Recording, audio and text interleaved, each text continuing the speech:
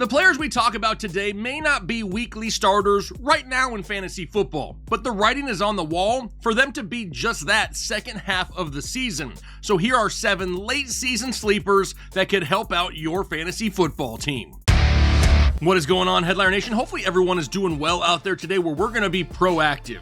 We're going to try to see the future together because we're trying to find a couple guys that we can get for cheap right now that have a chance to be a real option for your fantasy football team in the second half of the season. Someone like Antonio Gibson in New England. And no, this isn't some flavor of the week type decision. I'm not all of a sudden mentioning Antonio Gibson because Gerard Mayo is now in the news saying there's a chance that he could start him over Ramondre Stevenson. I actually started talking about the sleeper potential of Antonio Gibson back on May 15th in a late round sleepers video on this channel. In that video, I talked about the fact that Antonio Gibson had been a guy who started off his career with back-to-back seasons of at least 1,000 total yards and 10 total touchdowns. We also talked about his ability to be a volume type guy. Heck, he was even a top 10 fantasy running back in 2021 in Washington. But this new coaching staff brought in Antonio Gibson during free agency for a reason,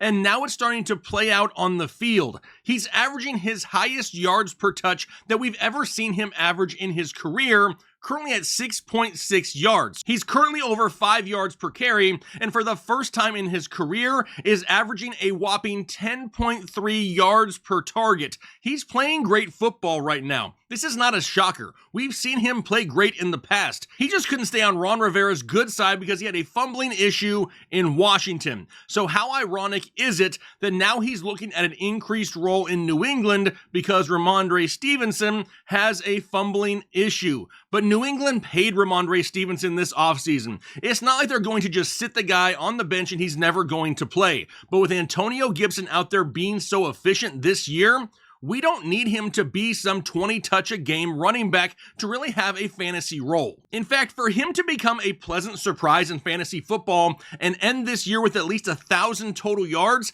at his current averages, he would only need 9 touches a game over the last 13 games of the season. He's already averaging 9 touches per game. So if the touches increase, so does the potential production, and so does the potential to be a late season sleeper. Justice Hill is another guy though. If you watched Justice Hill play this last week and you didn't find yourself going, damn, then I really don't know what it takes to make you happy in fantasy football. But maybe week 4 was just a fluke, right? Not really. He's averaging over 7.5 yards per touch in 3 of the 4 games he's played this season. He is getting yards in chunks, and it looks like he's just playing at a completely different speed than the other players on the field. Now, despite the limited role that he's had thus far, he is still making noise. Right now, among all NFL running backs, he currently ranks 6th in targets, 3rd in receiving yards, 8th in yards per reception, 3rd in yards per touch, and 2nd in yards created per touch. And on top of all that, he's 2nd on his own team in targets and receptions. Now, with how he's playing, you have to think he's going to earn more and more touches. Now, a lot of people want to bring up Keaton Mitchell. And yes, I love Keaton Mitchell, but we are still a long ways away from him being on the field 100% and touching the football. But really, in the meantime, they don't want to wear out Derrick Henry if they don't have to every week. With how Justice Hill is currently playing and how much of a run-heavy offense this is in Baltimore, not to mention him being the number 2 receiving option on his own team, he could easily see 10 touches a week. 10 touches a week is going to put him right there in the ballpark of 1,000 total yards at the end of the season. But what happens if Derrick Henry were to go down and miss some time? If Justice Hill is around 15 plus touches a week, that right there absolutely screams late season sleeper potential. In fact, I love Justice Hill so much, I'm going to head over to Underdog and I'm going to take the higher on his current line of 13.5 rushing yards here in week 5. If you haven't signed up for Underdog yet, why the heck not?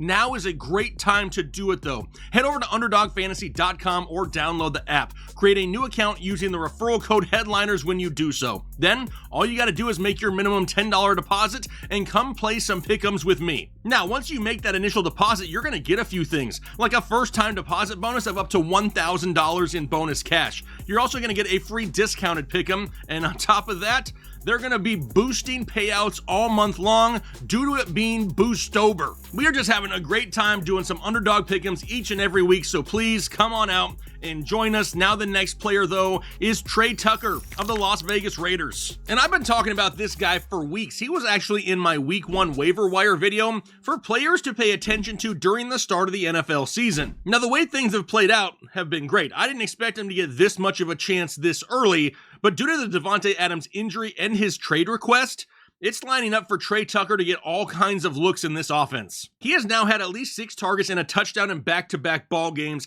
and he's one of the 4 players in Las Vegas to currently have 20-plus targets on the season through just 4 weeks. He's getting deep shots. He's getting chances to get yards after the catch. He is a true burner, and he could absolutely feast if Davante Adams is traded away or stays and misses extended time. Head coach Antonio Pierce absolutely loves this kid, and he's been raving about him all offseason long, really since he joined the team. Now, I do expect Davante Adams to be traded at some point here in the near future, which means that Trey Tucker has some late season sleeper upside. But we also have another young wide receiver in Keon Coleman of the Buffalo Bills. Now, a lot of people expected more from him right out of the gate, but really, should they have? Maybe they were jumping the gun just a little bit. Sure, this is an offense that had plenty of targets available after the departure of Gabe Davis and Stephon Diggs, but Keon Coleman was a very raw talent, and it was going to take some time for him to get up to speed. But we're finally starting to see that happening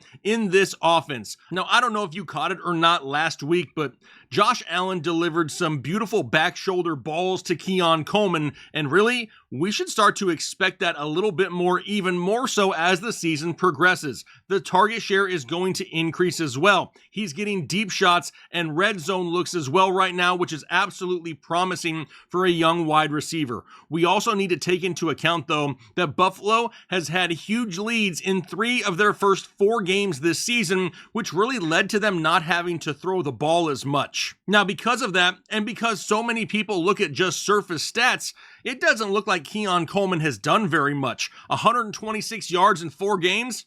He may be on a lot of people's waiver wire right now. But honestly, the bigger days are coming for Keon Coleman, and what we've seen in the first month of the season is very promising, which means he could be a late season sleeper. But now I think we go full Mooney with Darnell Mooney of the Atlanta Falcons, and a lot of people forget that Mooney is a former 1,000-yard wide receiver from his days in Chicago. But where there were so many people expecting bigger numbers from the likes of Drake London and Kyle Pitts, the biggest reality here is Darnell Mooney is one of the top options in this offense. He's had at least 6 targets in 3 straight games, and honestly, that number should be even higher. Now, why do I say that number should be higher? It's because he has drawn multiple defensive penalties deep down the field that do not show up on a stat sheet, but it is telling how much Kirk Cousins is starting to look his way. It's starting to remind me a lot of Kirk Cousins to Jordan Addison last year in Minnesota before Cousins got injured. We've also seen Kirk Cousins rely on Mooney late in ball games when they're trying to make a comeback. He has the trust of his quarterback right now. Kyle Pitts, for the most part, is non-existent, and eventually the big plays that have been taken away by defensive penalties are going to start counting, and Darnell Mooney's going to put up some big-time numbers. The targets are already there. The yardage is going to be coming, and when that happens, a lot of people are going to want Darnell Mooney. So before it gets to that point, we may want to pick up Darnell Mooney right now for some of that late season sleeper potential. But let's talk about Jaylen Tolbert as well for the Dallas Cowboys, another guy we talked about here this offseason, and now Dallas doesn't really have a chance but to start using him rest of season. We've seen through the first month of the year that Dallas is currently the worst running team in the NFL. What about Brandon Cooks? Well, he's going to miss some time with an infection in his knee following a procedure he just had done after their Week 4 ball game. The Cowboys currently find themselves at 2-2 in a division that they not only have to worry about the Eagles, now they have to worry about the Washington Commanders as well. Dak Prescott and the Cowboys are once again going to have to go on full-on pass mode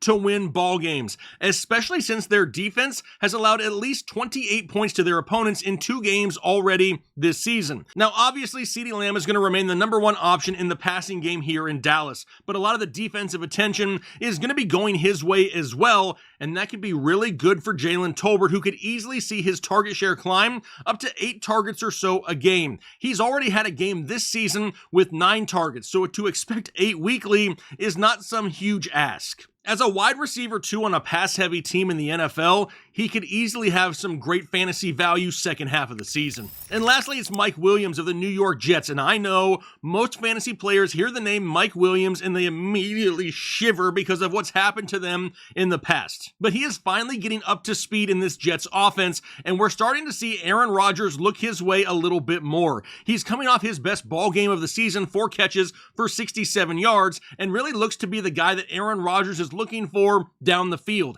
Now, Garrett Wilson, he continues to draw insane defensive coverage, and in turn, that's going to leave guys like Mike Williams with single coverage. I know he's struggled with injuries in the past, but we cannot ignore the fact that when he's healthy, he has produced in the NFL. The Jets need help scoring touchdowns right now, and Mike Williams can bring them that help. Now, Allen Lazard and Tyler Conklin, they're going to remain safety blankets, but Mike Williams could be that deep threat for the Jets here in the near future. Plus, it makes a lot of sense for them to start forcing the ball his way. Make opposing defenses pay attention to Mike Williams, because once they do that, that's only going to free up things for Garrett Wilson as well. So I know this is a huge if, but if Mike Williams stays healthy, he's going to be a late season sleeper.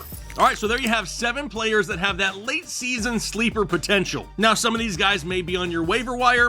Some of them may be able to be included in some trades. Now, does this mean I want all these guys on my bench? No, probably not. But you can't win the lottery if you don't play the lottery, so I'm definitely going to try to have at least one of them on the bottom of my bench. Let's see what happens, because if they pop off, they could definitely help your team second half of the season. Now, if you enjoyed today's show, do me a favor, hit the like button down below and consider subscribing if you haven't done so already. I'm going to go ahead and get out of here for the day, but hopefully you enjoy the rest of your day, and most importantly, do your part to make the world a better place.